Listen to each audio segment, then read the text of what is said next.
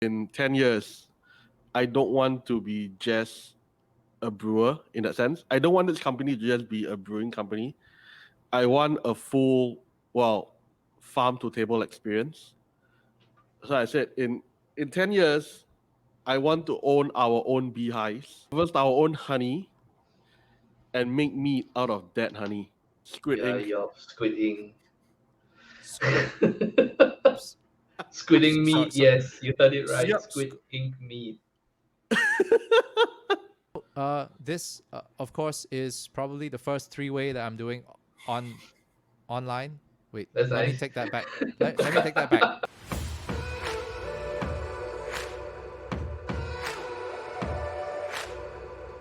And hello, welcome back to Edricpoonincompany, the podcast where anybody can inspire everybody. I'm your host, Edric, and this week we've got not one, but two co-founders from Lion City Meadery, Sanjay, Jegatheesan, and Justin Herson. I'm very, very fascinated, right, by the way that local breweries are able to craft magical beverages, especially like this Nordic magic mead that we have coming on from Lion City Breweries or Lion City Meadery. And then they are able to then distribute them around the world. Yes, mead from a Singapore company. Who'd have thought? So I tried it. I loved it. I wanted to share it with all of you. Not the mead, but the story. Okay, all the meads for me. Now, enough from me. Let's hear about more drunken stories, discussions, and how this whole idea of making the drink of the gods here from Singapore. All right. Hey, Sanjay. Hi, Justin. Welcome to the show. Hey, thanks so much. The other day, I was just trying out the classic Singapore mead that you actually have over at Lion City Meadery, and I was completely blown away because number one, I've never tried mead. So for public service announcement for all of those who have not tried mead before, it tastes wonderful. The hints of honey are great, right? With the little florals and the bouquet that comes along. It's almost so easy to drink, like what we had back then, like Jolly Shandy, but that thing will kick your ass, right? Like gin, real quick. All right, after the whole thing, it's stronger than cider, even though it says what 4% or something like Five that. 5.5. 5.5. That it's a lie. I'm telling you, it's an absolute lie. There's no way that that thing is 5.5 because that thing had such a kick and it was so fast. Can anybody explain why there's such a quick kick and how come mead is something that's so rare in Singapore? I think the alcohol kick is because it's 5.5%, which is pretty much where your standard commercial beers are. Mm-hmm. So if you're very used to your mainstream beers like Tiger and all that, it's the same, pretty much same ABV levels, but in terms of viscosity, it's a lot thinner, right? It's not as thick and heavy as beer. It's also sweeter. Therefore, you tend to drink bigger amounts quicker as well. So all that kind of just plays into part on why you get a kick and a rush a lot faster. You're basically consuming the same amount of alcohol in a beer in a shorter amount of time. Yeah, pretty much And what Sanjay said is like you're actually just drinking faster, to be honest. okay, look, now you guys are just painting me out as an alcoholic. Okay, stop it. So I'm hosting the damn show, and you guys here do that to me. Great. Okay. Anyway, so I also noticed something. I was reading online right now. The differences between beer and mead is that number one, beer you are compelled to finish the can because it runs out of the carbonation. It goes flat right over time. That's one excuse for me. It's called responsible drinking. You open it up, you finish it. Be responsible. Yes. Okay, drink responsibly. But on your end, right, I was reading that mead, you can actually leave it open, or at least it's just if it's a twist cap or anything, you can seal it and you can leave it for days. Is that true? You can to a certain extent. Ultimately, at the end of the day, with any beverage, be it uh, beer, be it wine, it will suffer oxidization. Mm-hmm. It will suffer from oxidization. So, in the same way, it's like a wine. If you can't finish a bottle, you can recork it or recap it, throw it back in the fridge, and it will still stay okay for another 2 or 3 days at most. And then after that, oxidization might kick in, might set in. Uh, but with meat, and again with meat, one of the things you could do is use a vacuum stopper Mm. and just pump out the excess air in the bottle, and then that will then keep indefinitely as well. As good as the Fantastic. vacuum stopper is able to hold prevent oxygen from getting into the bottle. Right. Justin, what about yourself? We talk about mead, we talk about the love for mead, and basically Lion City Meaderies as a whole. What are your roles on a daily basis between you and Sanjay? How does it work? So Sanjay is actually my head brewer. So all that wonderful stuff that we put out that you have so kindly, like tried. It's all Sanjay's work, to be honest, right? So he's the genius behind the fermentation vessel. He's the one that comes up with the recipes, you know. He's the one that comes up with all these crazy ideas to put out the flavors that we do. On my end, I handle the business part. So I'm mainly biz dev. I work on marketing. So long story short, I'm actually the expendable one. So yeah, I'm easily replaceable. I'm like the plastic spoon. Now your backgrounds vary so very much. Like on your website and in several other interviews, you've already highlighted that Sanjay, you had tasted meat for the first time when you were in London. If Yep. I'm not wrong, 2013. You fell in love with it, and all of a sudden, cut to 2018, right? You and Justin just start drinking, start talking as you always do, and suddenly you says, "Hey, I love meat. Let's start a company." Boom. How does that? Now, first off, right? How drunk do you have to be to quickly get into an alcohol business in in a blink of an eye, and within 6 to 8 months, you push out a company? How drunk do you have to be, and who paid for that bill? Let's let's get that cleared up first. Who put that bill, and run us through that conversation. I think we split the bill. I remember where we were. I actually Yeah. remember exactly where we were, which I shall not name. But I know that they did $10 pints. That's what I'm saying. Yeah, that's a They did very $10 pints. that's a very 10 big pints, you clue. get 1 pint free. Mm. So I think we Damn, both put like I need this inside info from you once like all this lockdown shit ends, right? I need some of that from you guys for real. yeah. So I think we both put $50 on the table and said, "Let us know when we are done, You and run then out. we'll put more money on the table." Yeah, it's like Wolf of Wall Street, It's like here's $50. Like keep them coming until we are until that is done, or either I'll hit our table, our hits hit the table. I think the conversation kind of started because Sanjay and I actually go way back. I used to play in the band. So I got to know Sanjay back then. He was my lighting and sound guy. So we opened for big acts that were coming in, bands like Dragon Force. We also did tours. So Sanjay was always there to like have our back. So behind the mixing console and everything, and even the lighting during our set. We've always talked about doing some kind of business, right? So Sanjay came to me and then said that, oh, I heard you really like meat. So started talking. And I think he came to me at the really right time because I was actually coming out of the construction industry. I ran a construction company for 16 years. So I was coming out of there. I sold the company, not sold the company. I closed the company actually. I just Okay. wanted, yeah, I just wanted like change of scenery, just to move on.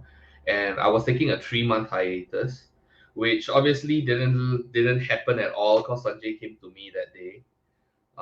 So he told me like, hey, I want to go professional with this. I want to go commercial. So and you're familiar with business, like what do you think? So I ran some numbers and everything seemed to work out. The marketing side is a huge challenge, but I figured, yeah, I mean, like everything you do in life, there is a certain difficulty to it. There's a certain challenge, and usually the hard things are worth doing. So I figured, yeah, and 3 years later, here we are. Well, that's your account of the story. What about Sanjay on the other hand? Now for you, you see one thing that he brought up earlier on, right, was that you were actively brewing your own stuff at home. Correct. So that means you invested in the entire kit. How long have you been brewing at home? I mean, this is circa what, 2013, right? Or Before 2014? that, actually, 2011, 2012, I started home brewing. Mm, But back then I wasn't brewing mead because again, like what Justin was saying, mead was something that was very mythical, right? right. I didn't know it existed. I thought it was fiction. So 2011, 2012, I was brewing beer. That's pretty much what it was, Mm-hmm, mm-hmm. right? Homemade beer, that was it. And then 2013, in that trip to London, that's when I first encountered mead. I'm like, oh crap, this actually is real. This is not fiction. This is not fake. This actually exists. So when I came back to Singapore, then Google started to do research, get recipes and whatnot, and then realized that look, I already have all this equipment that I used to brew beer. Mead pretty much brews using the same equipment as well. Mm. So modify those equipments a little bit, modify the processes a little bit, and I started making mead from there pretty much. And then of course the obsession is I to a certain extent I'm a perfectionist. I like to get things right when I get my mind to it. So the first batch of mead I brewed was just absolutely horrible. It really was just undrinkable. Like I dumped all of it. Everything went down the drain. I went like, all right. Started doing more research on where I went wrong and what I needed to do to fix the problems. And then that whole cycle just went on and on. Like each batch started getting better. And then like, all right, so this is better than the previous batch. What do I need to change? What do I need to do more? What do I need to do less? Things like that. So the classic meat took me about 7 years to get where it was when we launched it. So that was about 7 years of non-stop brewing. Uh, but even till today, I'm still making little tweaks to it, based on like consumer feedback and all that. So we have changed certain parameters batch to batch. One thing is that both of you have also been friends for a long time. You've mentioned that earlier on. Uh, this isn't exactly a friendship test. I hope that this does not create any issues, but we're gonna do something really, really simple here, okay? On the count of three, you will give me your answer on this question. All right? This is about awesome and awful recipes. Now, first off, uh, based on your own perspectives, okay? I don't know whether you've spoken about this, but you on the count of three, you will tell me what was the most awesome recipe first. All right. So 1, 2, 3, go. Still not Chrysanthemum. ready. Good. So okay, that one. Okay, upsell a bit. What exactly is that? The name of that brew and what? How wonderful is it? Okay, Sanjay Uh, starts first. I start with chrysanthemum. So chrysanthemum was what we launched the Liang series with. Uh, Basically we made alcoholic chrysanthemum tea lah. Nice. We took dried, which unfortunately you can't buy anymore because it's sold out and discontinued. Right. And the thing with all our seasonals is once they sell out, they sell out. We don't rebrew any of them. So yeah, I say it's all sold out, but apparently, It's on screen right now. yep, Yeah. one keg surfaced last week at a bar. They bought 2 kegs when they first launched, and they have been keeping them for a year. And so they took out the keg for sale last week. So chrysanthemum, yeah, that was basically alcoholic chrysanthemum tea. We took dried chrysanthemums, we boiled it in water, added honey to it, fermented it, and then bottled it. That's pretty much what we did. Yo, 7% alcohol from chrysanthemum tea. Yep. So Yeah. so it's like that old Chinese tea, the chrysanthemum. You add honey to it, and basically, okay, wait, let me. I'm paraphrasing. I'm simplifying. I apologize that I'm a simpleton, but it helps me to understand, right? So so so you're taking chrysanthemum tea with honey. You're fermenting that, and it comes out as this. So yep, correct. That's pretty much what it is. That's bloody outstanding, I have to say. And I love the flavor of that in as it before it becomes mead lah. So this is something I got to try. Whoever is listening out there, again, go down to lioncitymeadery.com, all right, and take a look at all these different meads because they're really, really awesome. Okay, and get yours. I'm sure that there are plenty. Go over to find our mead, which is on this tab over here on the top of the bar. Go check it out. You can also buy it online. Personally, I've tried only the classic, but trust me, I'm going to go for quite a number of others and sharing them with friends and all this. Okay, and next part of this, thanks so much for that. Next part of this would be the awful recipe part. I'm sure that it will not be on the website, that's for sure. So awful recipes, things that have already been brewed or things that were planned. Okay, Or I like guess planned we'll and discussed. So is it something that we put out that we don't quite like, or basically anything that you have probably done the batch testing and you go, oh shit, this is the worst thing I've ever had, and what we about cannot put this. ideas? Ideas would be fine. That would be cool too. Ideas will be fine. Okay, I know where okay, this is so going. all right, so ideas, 1, 2, 3, go. Squid Yeah, ink. your squid ink. Squid, Squidding So- meat, so- yes, you heard it right. Yep. Squid ink meat. Squid ink mead. Yes. Yeah, It was gonna be. Yeah, it's Oh, this God. this so This- so Sorry, do you really like grizzly bears or something? Like putting honey on salmon? I Why? was really really drunk. okay, we were at a whiskey No shit. bar. We Okay, were we we were were- at a whiskey bar. Yeah. I was sufficiently drunk. Oh my god. And we were. I think it was Matthew, right? We're talking Yeah, to it was Matthew. Matthew. So we were Yeah. Matthew is like this whiskey connoisseur, so he's quite well known among the spirits community. So he's set up his importation company importing whiskey and spirits from Australia. So he was running this bar, right? This whiskey bar.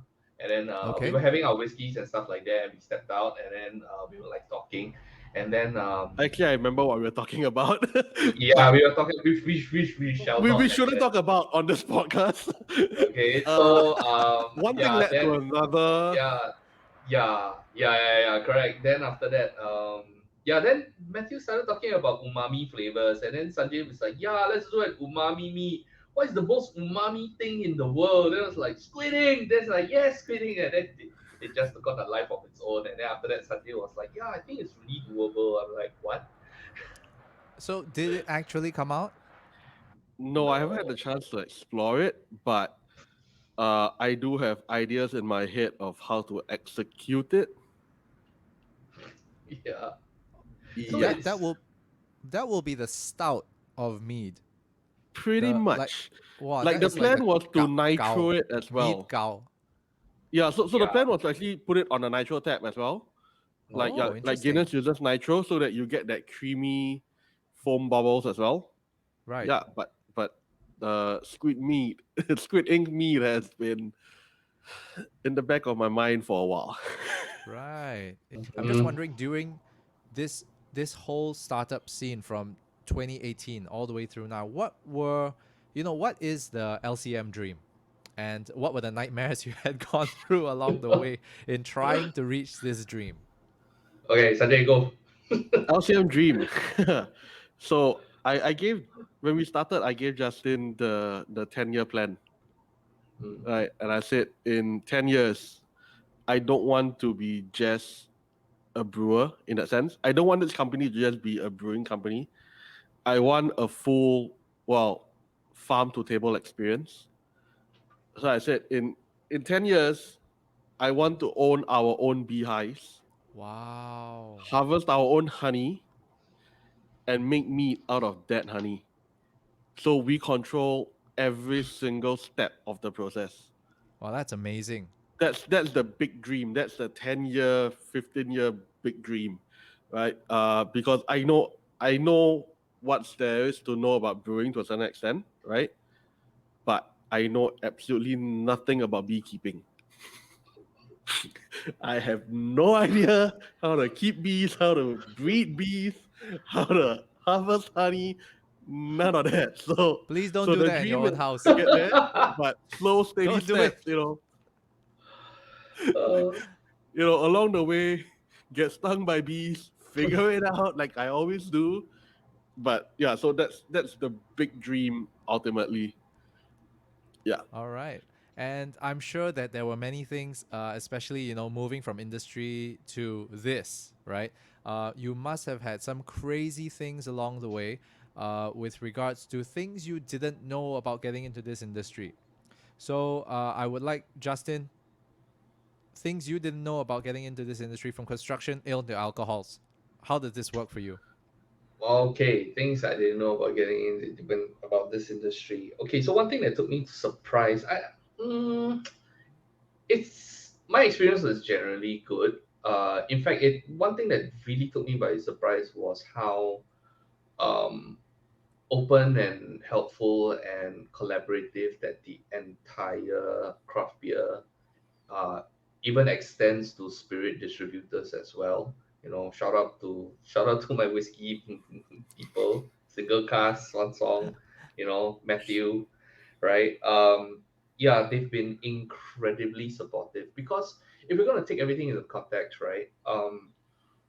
LCM when we first started, essentially is just basically two blokes, one from construction. I mean, coming from unrelated industries, you got these two clowns coming in, brewing alcohol and trying to sell that to retail partners. Right? We had no track record whatsoever, but you know what? People actually gave us a chance, right? They genuinely did, and you know I we didn't have as much of a tough time that I was bracing myself up for. So that I would dare say that yeah, they really welcomed us with open arms. So there's none of that like, oh, I've been here longer than you have, you guys are noobs, you just entered the industry, blah blah blah.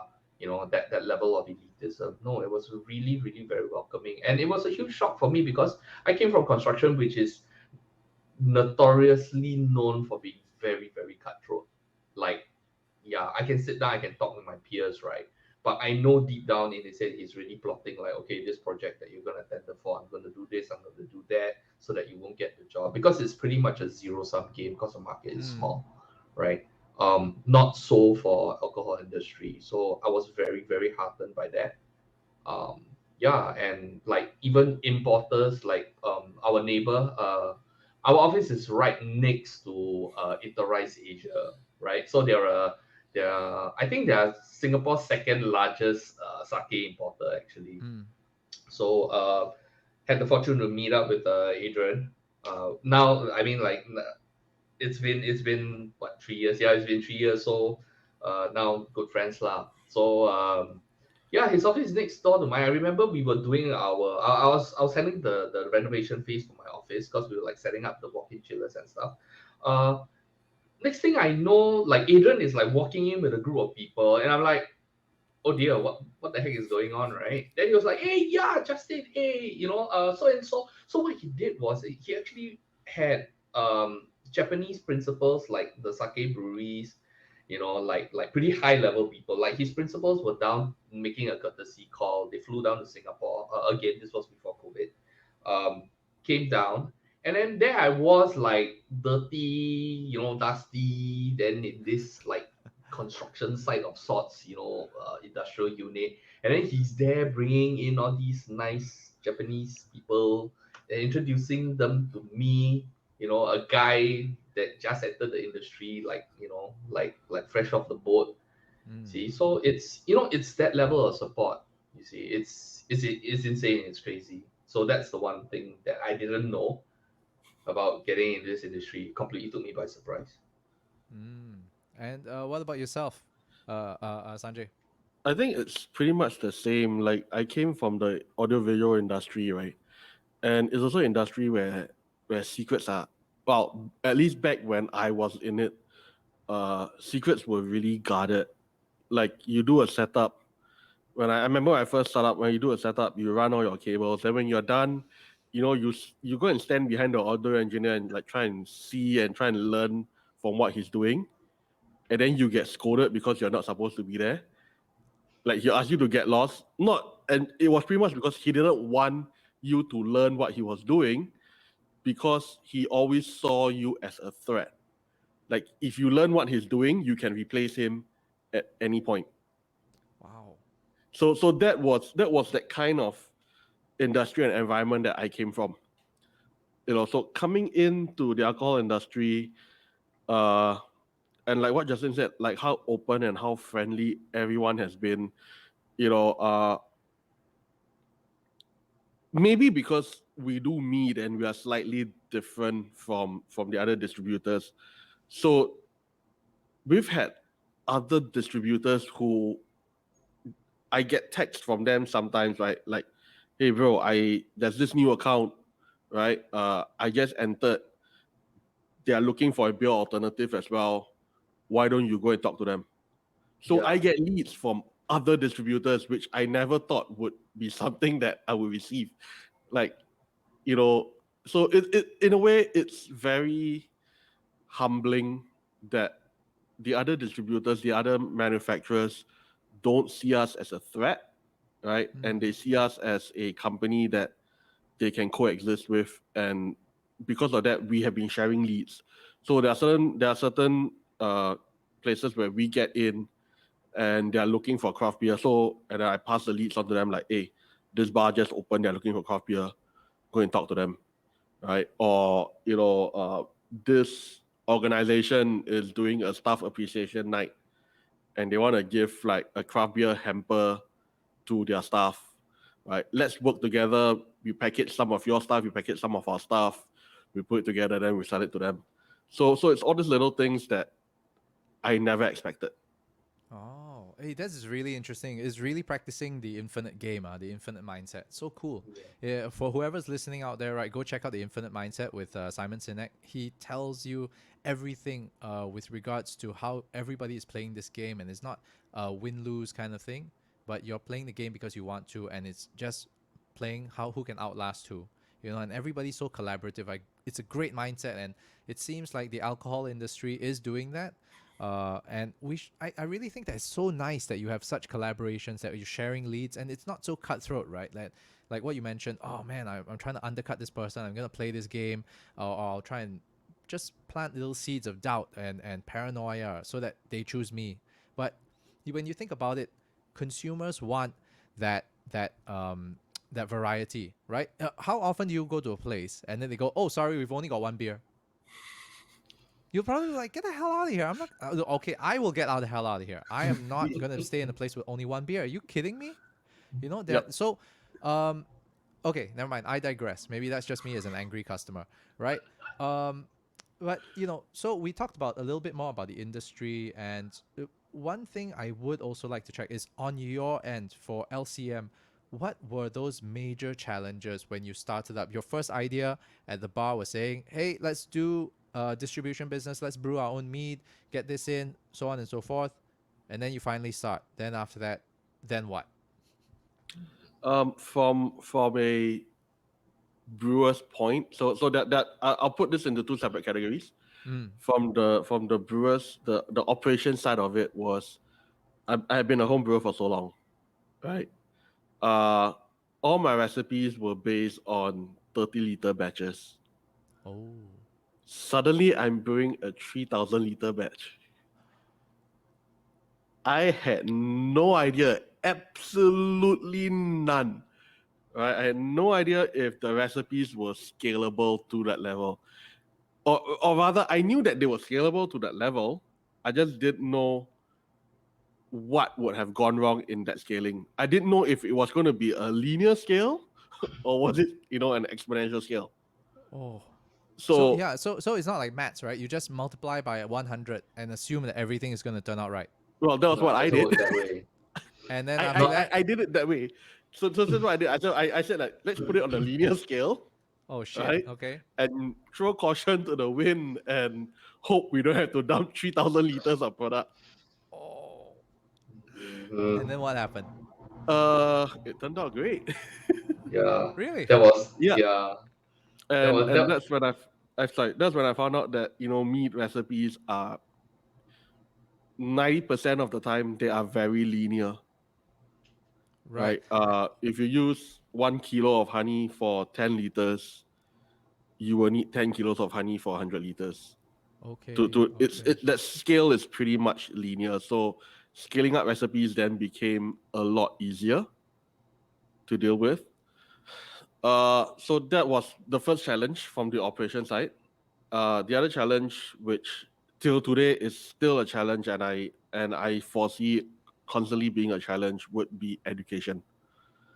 Public education, you mean? Public education Oh. till today, we've been out for 3 years, but there's still a big sizable chunk, I think a majority, that still don't know what mead is. Mm. Right? It's one of those things where now if you know, if you know, if you don't know, how do I teach you about it? How do I explain what it is? And having to do just constant outreach and education.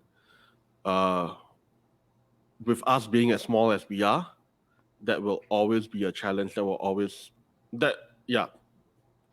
don't see that not being a challenge anytime. Okay, interesting.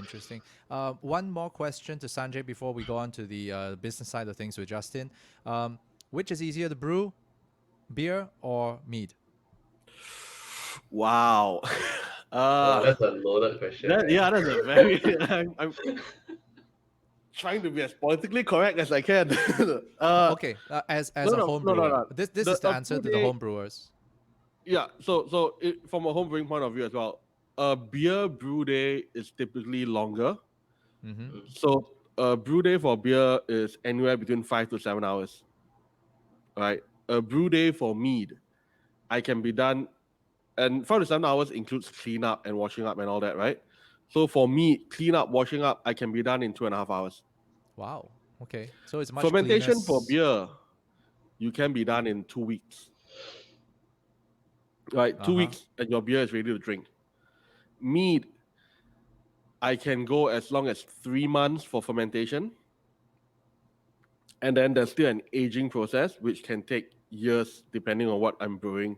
So I've got a couple of R&D meads that have been aging for more than a year now. Okay, So all right. there are challenges in both, and it's very different. So it really depends.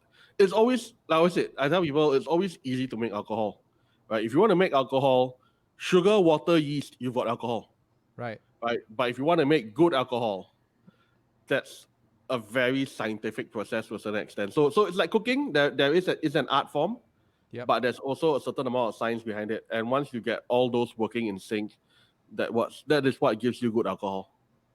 Okay, well understood. So if anybody's out there who wants to do their home brew, take note, try, all right, but avoid things like prison wine. That one is no joke. Okay.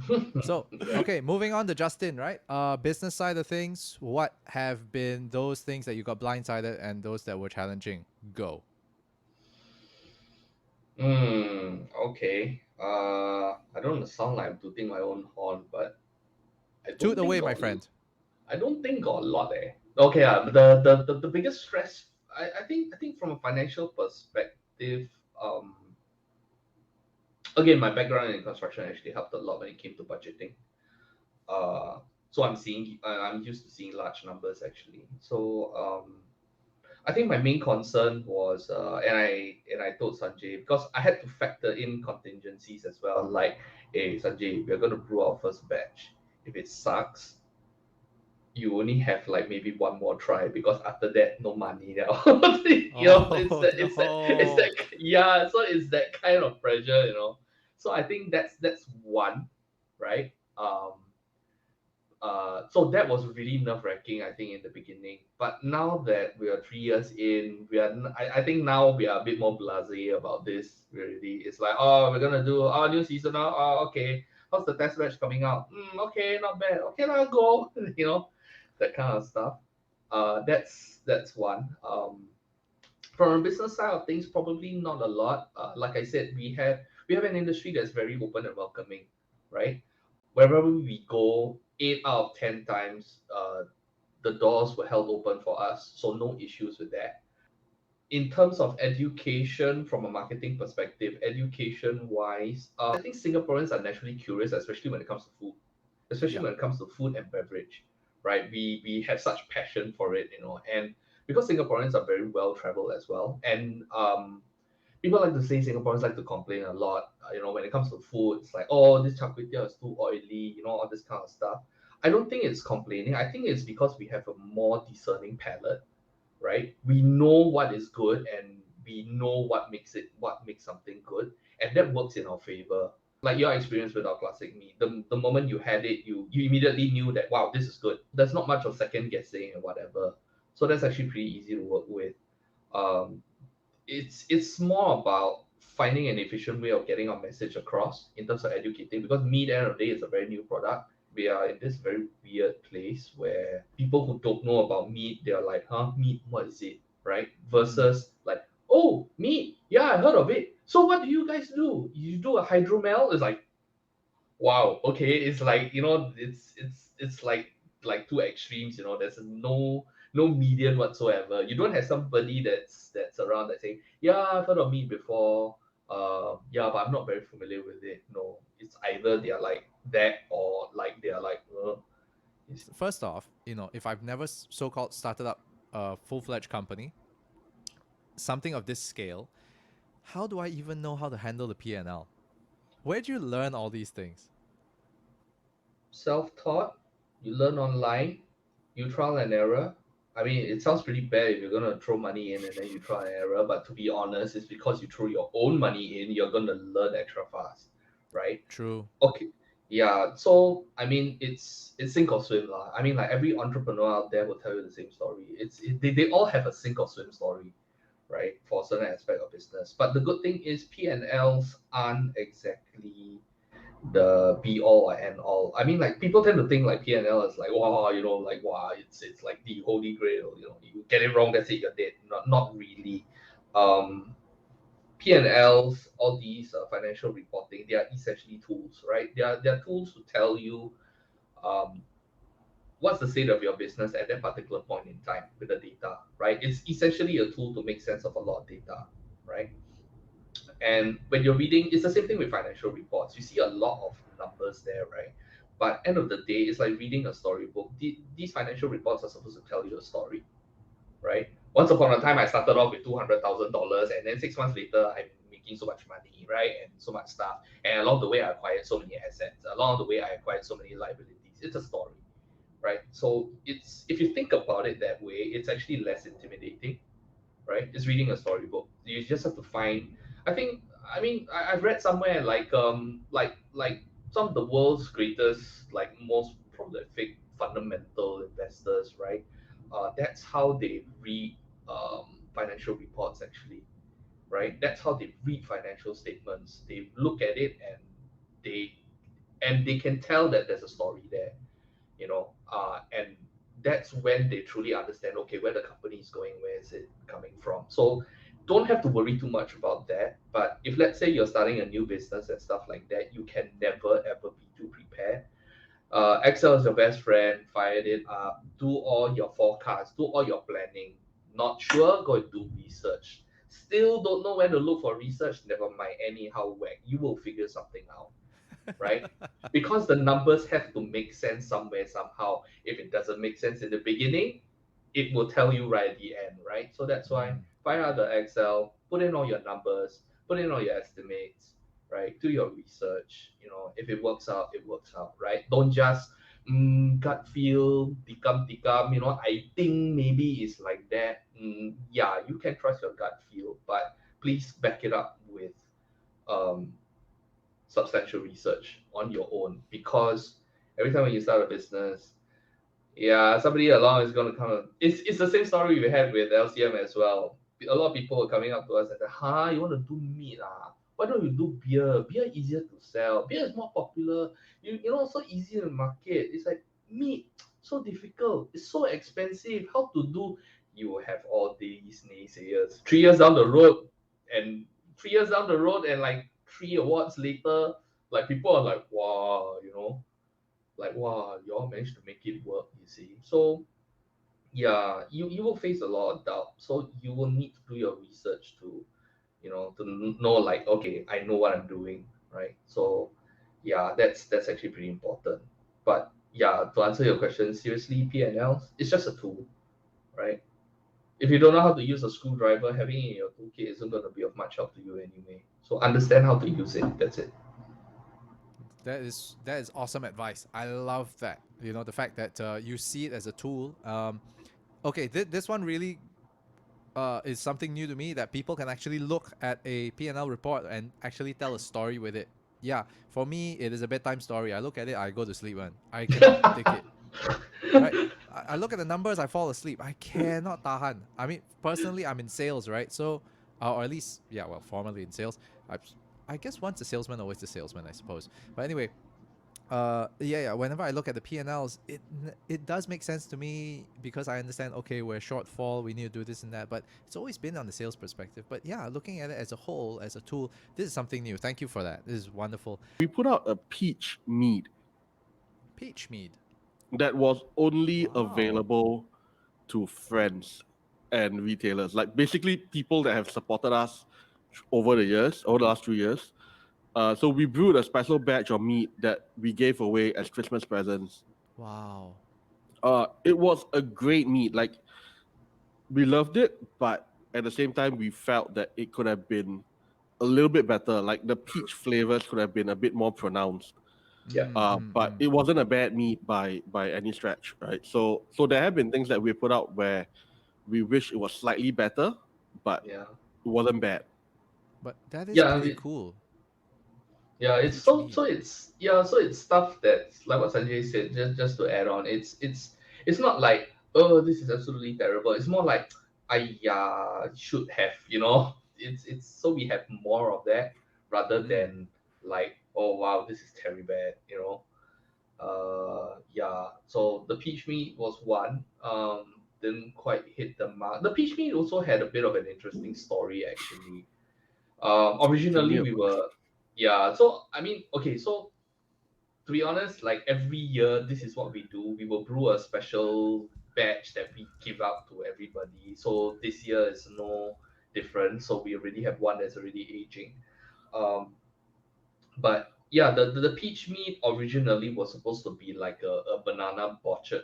A botchet is basically a type of meat where you actually caramelize the honey and then you throw it in for fermentation. So we wanted to do a banana botchet. So I think it was like fermenting halfway, right? Yeah, Then I had a whole bunch of honey that were left over from R&D batches, right? So like half a kilo here, a kilo there, that I really couldn't do anything practical with it. So I said, let's just dump all the honey together, mix it all up, and then caramelize it so that there's a uniform flavor across everything. And then the idea was to ferment that and then add in banana and and vanilla, I vanilla. think. Yeah, Yeah, banana and vanilla and lactose. So you get like this banana vanilla milkshake, milkshake. Yeah. right? That So was what we were going for. So I got started on that. We were halfway through the fermentation process when Justin drops me a text and he goes like, I bought 10 cartons of peach. Do something with it. well, somewhere along those lines, not too far off, yes, something along those lines. To that, yeah. I had those 10 cartons of white Australian white peaches because a friend put out an SMS because he's a fruit importer, right? So he brought in a 20-foot container of white peaches that for some reason, and this was during the CB period actually, that were rejected, right? And he's like, guys, the peaches are still in good condition. Probably aesthetics wise, they don't look really that pretty, but they're still good. Letting go for cheap. Please help me clear. Throw away very sayang. It's the usual story lah. So he put out a distress call. So I was like thinking, screw it. I'll just buy 10. Put it on my Facebook. The other brewers picked up on it. They all bought. I think Frank from American Tap Room and Companion Spirits, he reached out to my friend and then he was like, "Hey bro, you very xiong like that. I tell you what, I take like don't know how many 100 boxes and then I help you clear off at like no additional profit and stuff like that." Alvin from 16 ounces also did the same thing. 16 ounces is also one of our retail partners at Railway Mall. He did the same thing as well. So this is the level of gotong royong and help that you get. And it just it just came from me just sharing a Facebook post like, hey, my friend got a lot of pictures like for cheap, good quality, you all want faster take, right? Because I know the brewers will snap it up. It's not every day that we get stone fruit to work with, because stone fruit are generally very pricey in Singapore, you see. So it was a good opportunity, and yeah, so yeah, I bought 10, delivered, went into my chiller, and then like Sanjay was like, I Just had to to let you spend all like, know, 10 cartons is about 220 peaches. yes. Wow, that's a lot of peaches. Yep. That's a lot of peaches. Have you all actually tried things like your tropical fruits things? I mean, you've already wanted to do the banana orchard, right? So I'm assuming that you may have even gone into things like you already have a Longan one. Yep. You've got you're not experimenting with things like papaya and I don't know aloe Papaya is from vera, In due time, atapji, in due course, there will. dragon So the fruit. thing is, we put out seasonals, right? So this batch of seasonals is what we're calling the Liang Day series, which is 4 seasonals. We've done the chrysanthemum, we've done the Longan Red Date. There's 2 more coming out. And then once that is done, we would retire this series, and then we move on. and then we move on to a new series. So in the works, there is a tropical fruit series. There is what we are calling the Kopitiam series, right? And yeah, so there will be a lot more of this coming up. Wow, if you all do the Lohan Guo one, I have nothing to say already. That one is awesome. You notice the big smile on our faces? Oh, oops. Okay, Sometime I need next to cut year. that. I need to cut that one out. I'm so sorry. No, it's fine. It's fine. It's a fine. very open secret that we've kept. Yeah. We've Right. never really tried to hide the fact of what we're doing. Yeah. Right. We don't openly announce what we're doing, but if people guess it, Right. we don't deny it as well. Well, you Yeah. cannot confirm nor deny lah. This is legally Yeah. correct lah. Actually, no, lah. We just actually if people do guess it correctly, we do confirm it, lah. Yeah. So yes, the third one in the Langte series will be the Lohan Guo, Yeah. which we are looking okay. at probably next year. Very Uh, interesting. Hopefully Chinese New Year next year before You all CNY. be, honestly speaking, if that's the case, right, you all will be ending up going into the Chinese desserts already. Things like your I mean, seriously, if you can do Lohan Guo, right, I wouldn't be surprised if you also start doing things like your Guai Ling Gou, the Gui Ling Gao. Yep. Because that goes with honey, what? No, I don't want to go there, lah. I don't really want to go there. I don't have to deal with turtle shells. Too many turtles have died for this. Yeah, but so what you say about Chinese desserts is very interesting because if you take the Longan Red Date, Mm.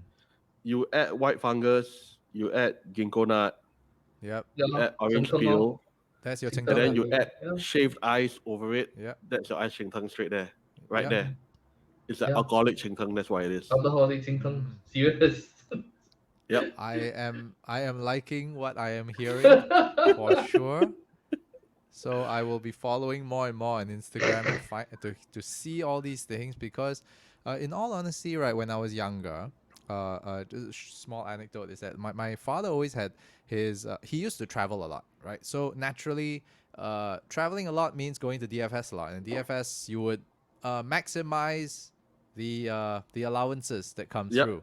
Right, and Yes. so happens that I come from a very thirsty family, so beverages would come in, right, and family friends who knew of our thirst would also provide us with supplements in that area, right?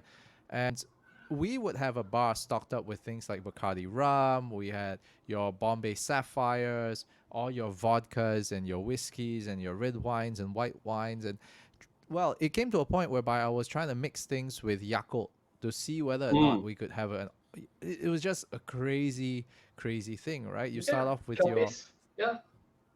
yeah. So I would try anything and everything, right? Even all your gao liang, I would try and do all sorts of things. My brother almost went blind because I made him drink it. But anyway, that's a different story for another day. All right, shout out to big boy Marcus out there. All right, he can still see, so he's okay. He's okay.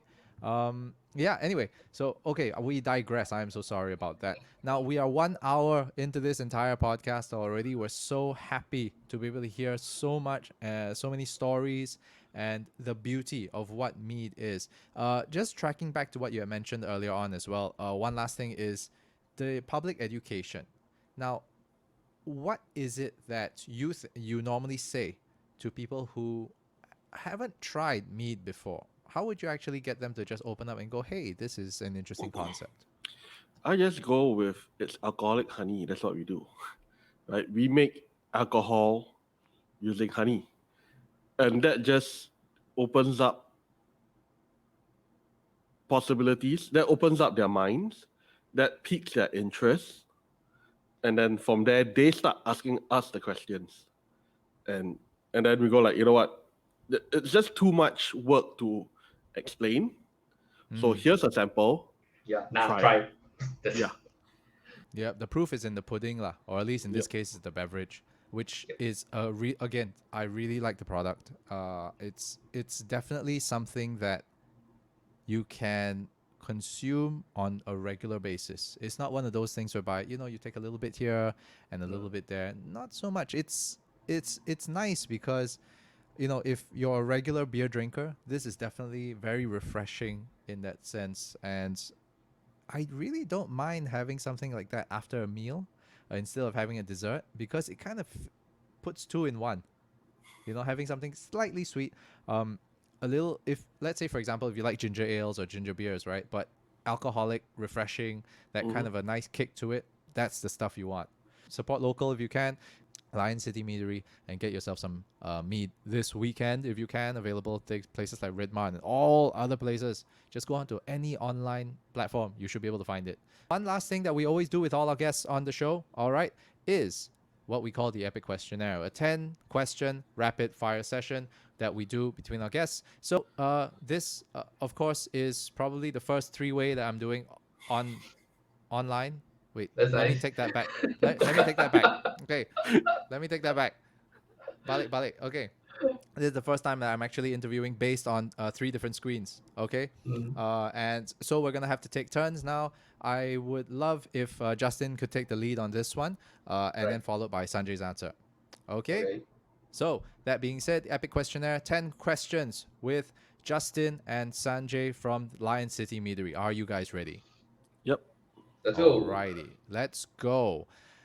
Question number 1. One word you love the most. Money. Money. Pivot. Sorry, was it? Did you say pivot or pervert?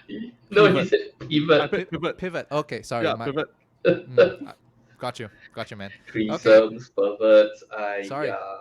3 ways. I said 3 ways. How dare you?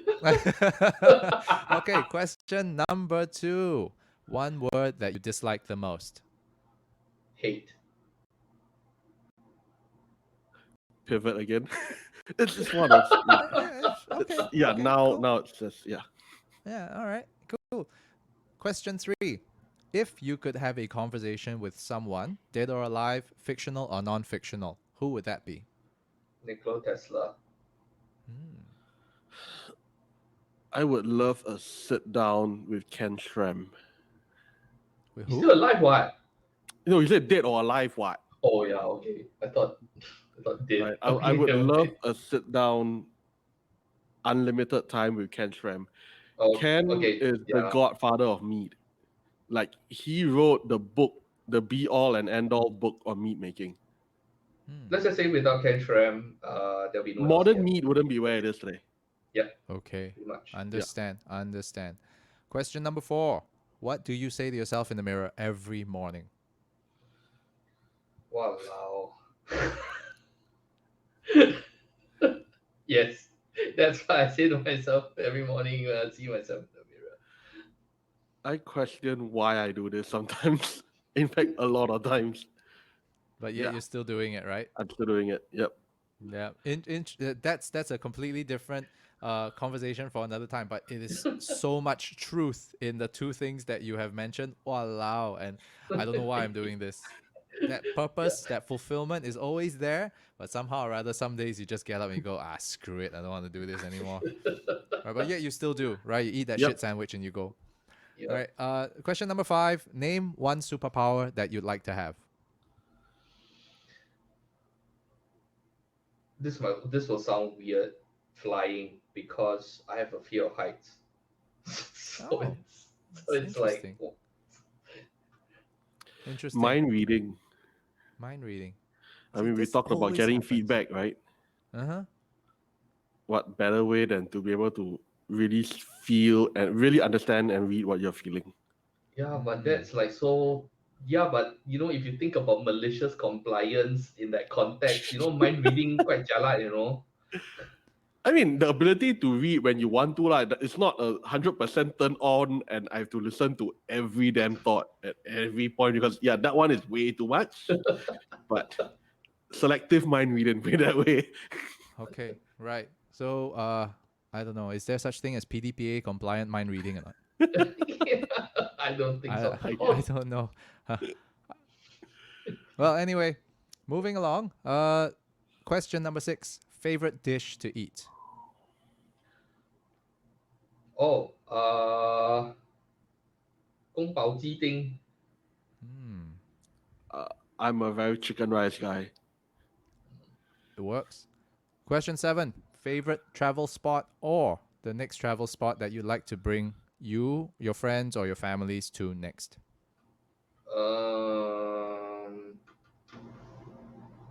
Takayama, Japan. The onsen. Yeah, especially during May. You should go. Seriously, it's super beautiful. For me, it's very simple. Bangkok. Oh.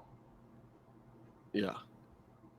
Yeah, because we have friends in Bangkok in the F&B. They're also like really suffering, but they do phenomenal food. Like I have a friend that opens a ramen place there. It's the work he does is freaking insane. Yeah, Bangkok. Still, Can change my answer. Japan, Thailand, still great places. Still great places. Question number 8. Something in the arts that you've always wanted to do, but yet to do so.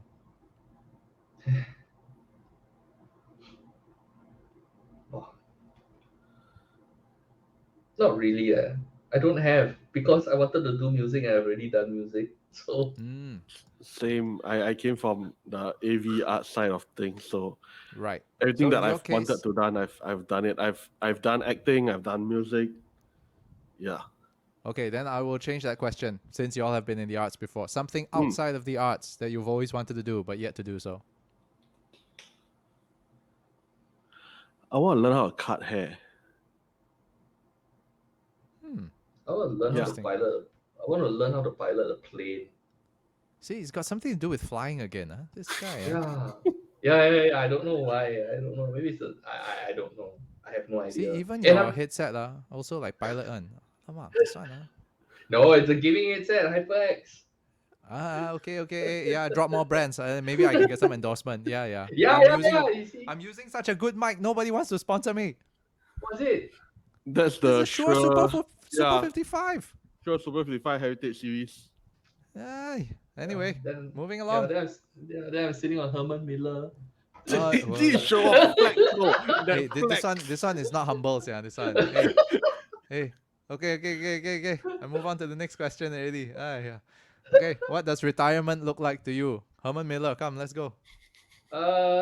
Exactly how it is now. Actually, retirement actually just means that you have the freedom to do whatever you want, without having to worry too much about the financial aspect of it. Okay. Yeah. Very interesting. And For yourself, me, Sanjay? retirement is Thailand bees and Thailand bee Thailand farm, bees, foothills and in Chiang Mai. 500 liter fermentation vessels, right? No need to big. Like if I'm retired, 10 liters 200. for myself. 10 liters. 10 liters times 10, then just have 10 different brews going on, right? Wow. Yeah. This is so interesting, Like you really live and breathe mead now. It's so amazing. I do. Yeah. Love it, man. I tell you, if you had gills, you'd probably want to swim in mead also, no? No, Very not sticky. no, don't. It Very gets sticky. far. It's okay. Okay, lah. We live in Singapore, lah. This kind of weather is every day also sticky, one. All right. Last question. How do you want to be remembered? What is your legacy?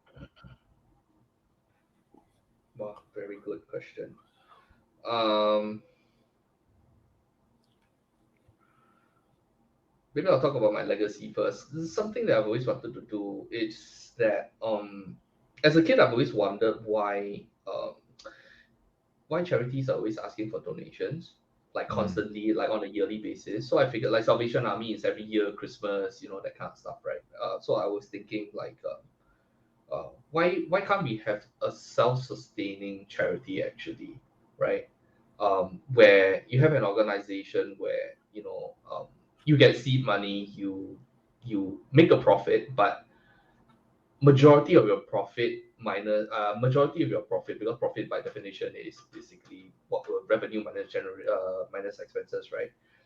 So if you take that profit and then you throw it back into funding all the social programs out there, right? So I was thinking about it, and as I got older, I figured that, hey, yeah, maybe it's if nobody has figured it out yet, maybe it might be worth my while to go and figure it out. Maybe explore the legality of it, how I could like um like make it happen. Singapore, we have no shortage of people that know how to make money. Um, so I figured, hey, why not? If we can make money for profit and enrich shareholders and investors, why can't we do it to, you know, fund social causes? I mean, take some load off the government lah. Can't be everything also Akong pay, right? So wouldn't it be better if we did something like that? So that's something I think that will be my legacy. That's something I want to do eventually. Yeah. Yeah, and Um, how would you want to be remembered? uh, there's the clown that always does stuff that, yeah, I do have a reputation for doing stuff that people normally don't do. Yeah, so it's always like, wow, Justin, I don't know what is he doing. I don't know what is he doing now. Like, which again ties back to the every morning, walao. Yeah, yeah, pretty much. All I mean, right. for me, I want to be remembered as the guy who didn't know when to give up and didn't know when to stop. Right? In a good way. Yeah, suddenly I was like thinking of like No, New no, no, no, Horizon, no, the in a Doors, good and I was way, like, right? Yeah, so like the one that is just constantly pushing boundaries and breaking boundaries and just constantly running and doing and doing and doing and doing and basically not giving up lah, right? The tenacity and all that. As for legacy, I don't know, man. The last 3 years, LCM has been a very big part of who I am, right? Uh, to a certain extent that it's become synonymous with me. Like I am the company is me, that kind of stuff. So I guess if the legacy where this company keeps on going way after I am no longer around, that in itself is amazing. Right? Like like everyone know who Jack Daniels is and the story of Jack Daniels, right? So similar, I guess. Very interesting. I love that. That's you want that longevity. You want that story to continue even though you're not around. And that truly is what legacy is about. That you've contributed something special to the world. That it has a place in the world for the next 100 years or so, and even more. Right? Yep. All right. Yep. So, ladies and gentlemen, boys and girls, whoever's out there listening or watching this, thank you so much for joining us and listening to these two great gentlemen sharing their wonderful stories, be it in their drunken stupor or completely sober in itself. I enjoyed myself. I hope you did too. And remember, please find your mead over at LionCityMeadery.com. Look over at their products where they have in the products page and go find where you can get your mead through their sellers, resellers, and those online platforms that you can buy them from as well. So with that, ladies and gentlemen, boys and girls, grab your mead. All right, pull up your socks, or if you're not wearing socks, just grab them, drink something, and we'll see you in Valhalla next time. And that's us with the Epic Podcast. We'll see you next week. Peace out.